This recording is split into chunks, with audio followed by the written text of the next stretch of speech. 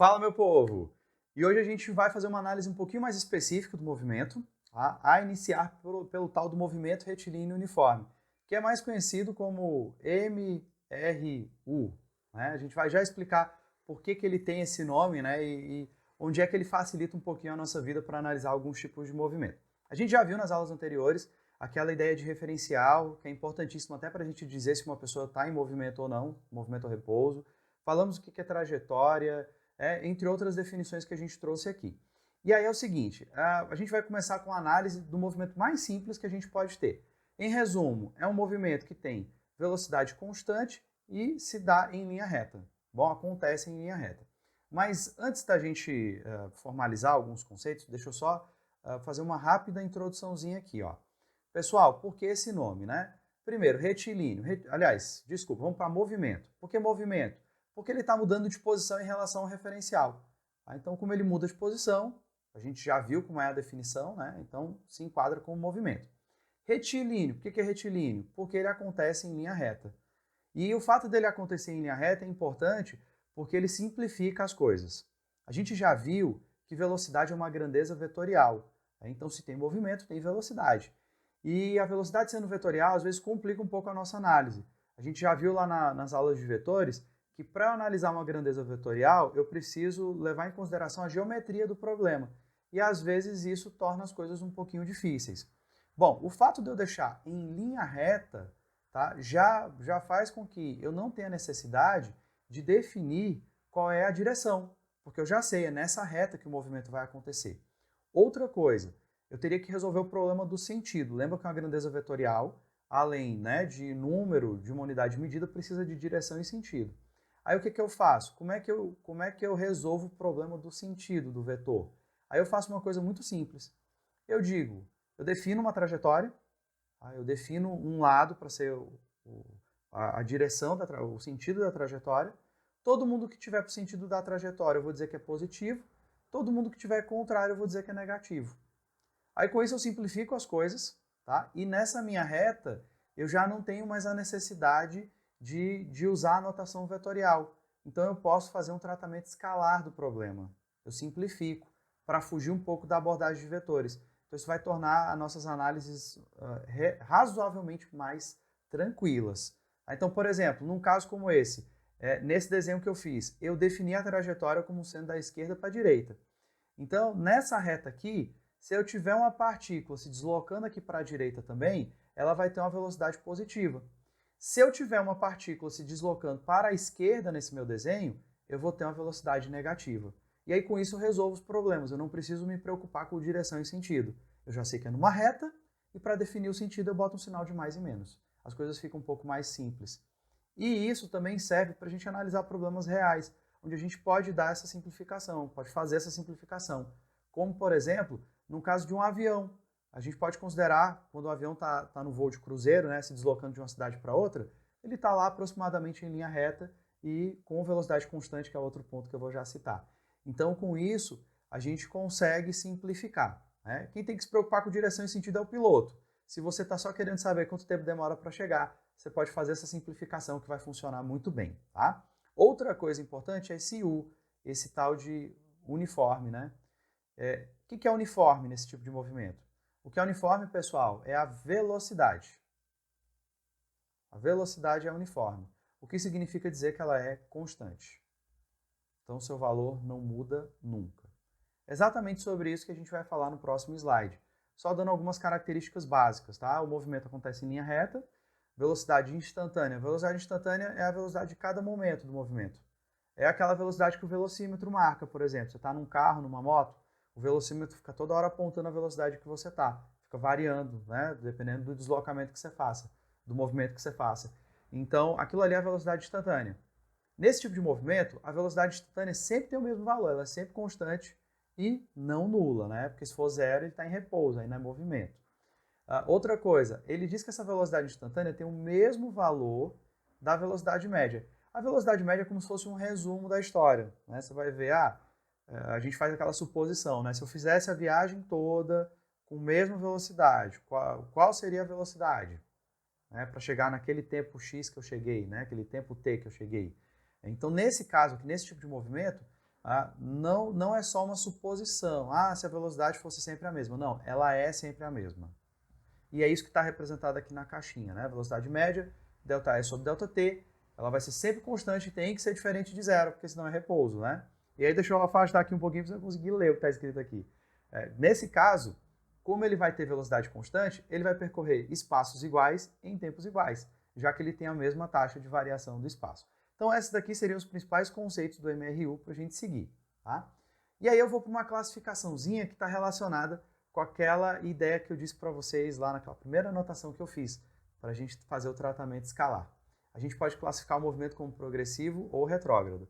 E aí é o seguinte, para a gente conseguir enxergar direitinho e ver as coisas, eu vou sair da tela, tá? Vou sumir aqui um pouquinho para você poder ver. Gente, é o seguinte, ó. Primeira coisa, antes de mais nada, olha o que foi que eu fiz aqui embaixo, ó. Eu defini uma trajetória. E essa trajetória vai da esquerda para a direita. Eu sou obrigado sempre a fazer da esquerda para a direita? Não, você podia fazer para o outro lado também, tá? Mas aqui eu estou fazendo da esquerda para a direita. Olha a minha setinha aqui da trajetória. Então, todo mundo que estiver apontando para a direita vai ser positivo. Todo mundo que estiver apontando para a esquerda vai ser negativo. Simples assim. Aí, como é que a gente classifica o movimento? Duas classificações, progressivo e retrógrado. Diferença entre eles. Vamos aqui analisar cada um dos casos. Vamos ver o que é progressivo. Progressivo é esse aqui, ó, o caso do o Mickey Mouse aqui, né, sofrendo aqui na estrada. E aí o que acontece nesses casos? O movimento é progressivo quando? Quando ele está no mesmo sentido da trajetória. Então a minha trajetória, né, da esquerda para a direita, né, apontando para a direita, então veja que o meu amiguinho Mickey Mouse aqui nesse caso está com uma velocidade apontando para a direita. Então nesse caso, como ele está no sentido da trajetória, sim, ele é um movimento progressivo. E a gente vai indicar isso com um sinal de positivo. A gente vai dizer que a velocidade dele é positiva, tá? Aí toda a vida nas questões que você tiver com a velocidade com um sinal de mais, é porque está no sentido da trajetória. É só isso. E aí vamos para outra classificação. Quando é que o movimento é retrógrado, como o caso do meu amigo Fred Flintstone aqui, né? Veja que no caso aqui ele está se deslocando para a esquerda, né? Então ele está se deslocando no sentido contrário da trajetória que eu mostrei para vocês no início. Como ele está no sentido oposto da trajetória, eu vou só botar um sinal de menos na velocidade dele, certo? Então, o sinal de negativo numa velocidade não tem nada demais. Não quer dizer que seja uma velocidade errada ou que seja uma velocidade do mal. Deixa eu voltar aqui, voltei, tá? Então, o fato da velocidade ser negativa quer dizer simplesmente que o cara está no sentido contrário da trajetória que eu defini. Aí você diz assim, por exemplo, e se eu tivesse invertido a trajetória? Tivesse posto da esquerda para a direita? Aliás, da direita para a esquerda, o que ia acontecer? Só ia mudar o sinal dos dois. O Mickey ia ficar negativo e o Fred Flintstone ia ficar positivo. Tá bom? Mas é só isso. Se você vê um sinal na velocidade, não tem nada demais. É só porque ou está no sentido ou está no sentido contrário da trajetória. Tá bom? Não tem mais o que se falar. Bom, vamos falar um pouquinho sobre outra coisa importante que é a função horária. Tá? Mas antes eu vou explicar como é que a gente chega nela. Você vai notar o seguinte, ó, vamos pegar essa expressão da velocidade, ΔS sobre ΔT. Deixa eu começar com isso aqui para a gente entender como é que a gente consegue criar uma equação matemática que descreva o movimento. Veja só, meu povo. Aqui a gente está sempre analisando uma pessoa que está fazendo um deslocamento, está se deslocando num certo intervalo de tempo. Então ele faz um ΔS, opa, botei foi T aqui, mas faz um ΔS, um deslocamento, tá? E aí, outra coisa importante, ele começa de um tempo que normalmente a gente coloca como sendo tempo igual a zero. A gente liga o cronômetro. Então, na hora que o movimento começou, eu liguei o cronômetro, eu começo com o tempo zero. Na maioria das questões a gente faz essa abordagem. E aí, chegando num tempo final qualquer, tá? E ele faz esse ΔS. O que acontece, pessoal? O que acontece é o seguinte, ó. O ΔS, a gente já viu naquela aula de introdução à cinemática, que nada mais é do que a posição final menos a posição inicial. Como o tempo também tem o delta, né, é a mesma ideia, então ele é tempo final menos tempo inicial. Vamos começar a destrinchar essas coisas. Como eu disse para vocês, em boa parte dos problemas a gente já começa logo com o tempo igual a zero. Então, esse elemento aqui eu posso descartar, eu posso aproximá-lo de zero. Como é que vai ficar a minha história? Vai ficar assim, ó. V igual a S menos S0 dividido por T. Bom, para a gente montar um pouco melhor essa equação, o que eu vou fazer? Eu vou pegar esse tempo e vou passar para o outro lado. Ele está dividindo aqui, então ele vai passar multiplicando. Como é que vai ficar então? Vai ficar desse jeito, ó. Eu vou ter aqui velocidade vezes tempo igual a S menos S0. Outra coisa que você pode fazer, você pode pegar esse S0 aqui e mandar para o outro lado. Aí, nesse caso, ele troca de sinal, deixa de ser menos S0, passa a ser mais S0. Então, você vai ter aqui do outro lado o S0 mais velocidade vezes tempo igual a posição final. Tá? Só que a gente pode girar isso, né? Vamos só inverter. Vamos botar o S primeiro. S igual a S0 mais V vezes T. Pronto, galera. Perceba que eu cheguei aqui numa equação, tá? Aqui do meu lado. Essa equação é muito importante, porque com ela eu consigo descrever matematicamente tudo o que acontece no movimento retilíneo uniforme. A gente chama isso na física de função horária da posição. E o que é interessante dela? Pelo seguinte, nesse tipo de movimento, o que normalmente a gente conhece? O que normalmente a gente tem? A gente tem a posição inicial. Quando a gente tem um movimento desse, a gente sabe de onde o cara está saindo e a gente sabe a velocidade com que ele vai seguir, já que o movimento é uniforme, velocidade constante. Então, se você conhecer essas duas coisas, da onde ele sai e qual é a velocidade dele, e claro, sabendo que ele está saindo, ele está se movimentando em linha reta, né? Se você tiver essas duas informações, você já tem o suficiente para prever onde ele vai estar em qualquer instante de tempo. É um movimento muito previsível. Ah, daqui 1 hora ele vai estar onde? Ele vai estar naquela posição ali. Daqui 3 horas, ele vai estar onde? Ele vai estar naquela posição ali. Tá? Então, eu já vou sair aqui para você ler o que está escrito aqui atrás. Mas só para a gente ver os termos, tá? O S, o que seria o S? O S é a posição final do móvel. O S0 é a posição inicial, de onde ele sai. A velocidade é a velocidade constante com que ele segue e T é o tempo. Por que eu preciso só desses dois que estão em destaque? Porque são as duas únicas coisas que são constantes o tempo todo. Inclusive, deixa eu sair rapidinho aqui para você ler o que está escrito, né? Deixa eu sair daqui que eu estou na frente, ó. Para definir uma função horária, você precisa conhecer a posição inicial e a velocidade do móvel. Por que você tem que conhecer essas duas coisas? Porque são as duas únicas coisas que são constantes durante o movimento inteiro. Ele pode ir para qualquer canto, ele pode passar 10 anos nesse movimento, pode ficar o tempo que for, não importa. Tá? Esses valores vão variar, tempo e posição final. A cada instante o tempo está passando, está mudando de valor e, consequentemente, a posição dele também está mudando. Agora, em todo movimento, a gente sempre vai ter a certeza de que ele saiu daquele ponto inicial e de que ele tem aquela mesma velocidade. Por isso que eu preciso dessas duas coisas, porque são as duas seguranças que eu tenho no movimento. As duas grandes certezas que eu tenho do início ao final. Posição final vai ficar mudando, tempo vai ficar mudando. Posição inicial e velocidade não. Por isso que elas são importantes. E por isso que eu preciso delas para definir. Dá só uma olhada nesse exemplo aqui, ó. S igual a 30 mais 5T. Então, o que eu sei? Eu sei que ele saiu da posição 30 metros, se tiver tudo na SI, claro. Eu sei que ele começou na posição 30, tá? E ele segue com uma velocidade constante de 5 metros por segundo. Ou seja, um movimento progressivo, já que a velocidade é positiva. Ele está no sentido da trajetória. Aí os outros valores, Thiago, como é que a gente faz? Aí vai depender do que a questão te pedir. Por exemplo, no instante 2 segundos, se eu botar aqui o tempo 2, vai ficar 5 vezes 2, 10. 10 mais 30, 40. Aí no instante 5, quando eu tiver 5 segundos de movimento, 2 segundos de movimento, perdão, quando eu tiver 2 segundos de movimento, ele já vai ter pulado para a posição 40. Então ele vai estar 10 metros na frente de onde ele iniciou. Tá? Então vai depender do caso, mas você tendo essas duas certezas, está mais do que resolvido. Vou mostrar só 2 probleminhas rápidos para você ver como é que é a aplicação desse conceito e a gente finaliza esse vídeo. Ó. Olha essa primeira questão lá da Mackenzie. Ó. Bem simples, tá? Vou começar com questões bem elementares. Ele diz assim, uma partícula descreve um movimento uniforme, cuja função horária é S igual a menos 2 mais 5T. S em metros, tempo em segundos, SI. Nesse caso, podemos afirmar que a velocidade escalar da partícula é a velocidade escalar da partícula. Você não tem nem que fazer conta, é só olhar a fórmula. S igual a menos 2 mais 5 vezes T. Aí, para eu saber quem são os dados, é só você comparar com essa aqui, ó. S igual a S0 mais V vezes T. Você vai perceber que quem está multiplicando com o tempo é quem? É a velocidade. E quem está sozinho, o número que está isolado, sem multiplicar com ninguém, é a posição inicial. Então, desse movimento, quais são minhas conclusões? Minhas conclusões são posição inicial, menos 2 metros. Menos 2? Porque é o seguinte, numa trajetória, deixa eu fazer essa observação aqui, ó. Numa trajetória, eu defino aqui como sendo positivo, por exemplo, eu posso fazer umas marcações, como a quilometragem, que a gente viu no vídeo de introdução à cinemática.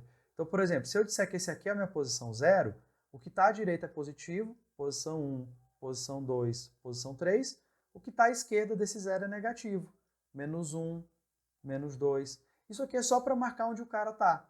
Bom, onde é que fica esse 0? Tem alguma posição específica? Não, vai depender da questão. Você vai olhar a questão e vai dizer, o 0 é ali? Beleza. O que está à esquerda do 0 é negativo, o que está à direita é positivo. Tá bom? É só para marcar a posição.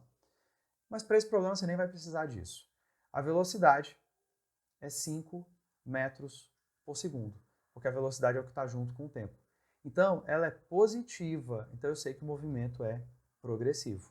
Com isso, você já resolveu o problema. É só vir aqui para os itens, olha, 5 metros por segundo, o movimento é progressivo, é o item C de casa. Beleza? Então pronto, ó, com isso aí a gente já resolveu um problema. Vamos para o nosso segundo probleminha. Lá acho que deve ser da Católica de Goiânia, né? Deve ser. Ou pelo menos em Goiás, né? No estado de Goiás. A figura mostra a posição de um móvel em movimento uniforme no instante t igual a 0. Tá? E aí veja só o que acontece. Ó. Tá aqui o nosso móvel. Olha só onde é que ele está. A gente tem aqui uma trajetória e o S em metros, né? A posição em metros. Ele diz, olha, sendo 5 metros por segundo o módulo de sua velocidade escalar, tá? Escalar por conta dessa simplificação que a gente faz. Veja, é o módulo. O módulo é valor numérico. O valor numérico, né, com a unidade de medida aí da velocidade, não me dá indicações do sentido, se ele está no sentido positivo ou negativo da trajetória. Não me diz nada. Ele quer item A, a função horária dos espaços, e o instante em que o móvel passa pela origem dos espaços, tá bom? Essa aqui é a situação quando o tempo é igual a 0. Então vamos lá. Eu tenho uma figura aqui, separada aqui, vamos deixar aqui um pouquinho mais de espaço para a gente fazer. E eu sei que o módulo da velocidade é de 5 metros por segundo. Só que aí você vai analisar. Dá só uma olhada, meu povo. Olha onde é que está a trajetória. Ó. A trajetória está apontando para a direita. Né? Então veja que o meu veículo aqui, ele não está indo para a direita, ele está indo para a esquerda. Então eu já sei que se trata de um movimento retrógrado. É um movimento retrógrado. E essa velocidade a gente bota um sinalzinho de negativo, só para indicar que ele está indo no sentido oposto da trajetória. Outra coisa importante, a posição inicial dele. É só você olhar onde ele está. Ele está em 30 metros. Então a posição inicial é de 30 metros. Pronto. Gente, eu tenho a velocidade e tenho a posição inicial. Exatamente o que eu preciso para definir a função horária dos espaços. Então, como é que a gente faz essa função horária para responder o item A que ele pediu? É bem simples, ó. É só você dar a equação desse movimento, mais V vezes T. É só você dar essa equação. E você vai substituir quem? Os caras que são sempre constantes, aqueles que eu marquei lá no outro slide. Quem são esses caras? O menos 5 e o 30. No caso, primeiro você bota o 30, depois você bota o menos 5 para indicar que ele é um movimento retrógrado. Pronto, gente. Acabou o item A. Era só fazer isso. Essa é a equação horária, a função horária da posição, e ela descreve matematicamente esse movimento. Por isso que ela me dá condições de resolver o item B. O item B é bem simples, pessoal. Ele quer saber quando ele atinge a origem dos espaços. Significa que ele quer saber de você quando ele chega na posição 0. Essa posição bem aqui, ó. A origem é a posição 0. Então, o que você faz? Simples.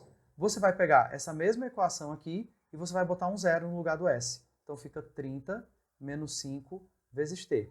Aí eu vou pegar esse menos 5T e vou passar para o outro lado. Vai ficar 5T igual a 30. Esse 5 está multiplicando. Vamos deixar o T sozinho para descobrir o tempo? Você vai passar ele dividindo. Então, o tempo vai ficar 30 dividido para 5. E aí eu vou fechar bem aqui pertinho de mim. 30 dividido por 5 dá 6. No caso, como está no SI e tudo, 6 segundos. Beleza, galera? Então, com isso, a gente trouxe essas questõezinhas rápidas só para trazer a ideia. Essa é a ideia de movimento retilíneo uniforme. Tem mais coisa para falar sobre isso, mas a gente deixa para os próximos vídeos. Até lá!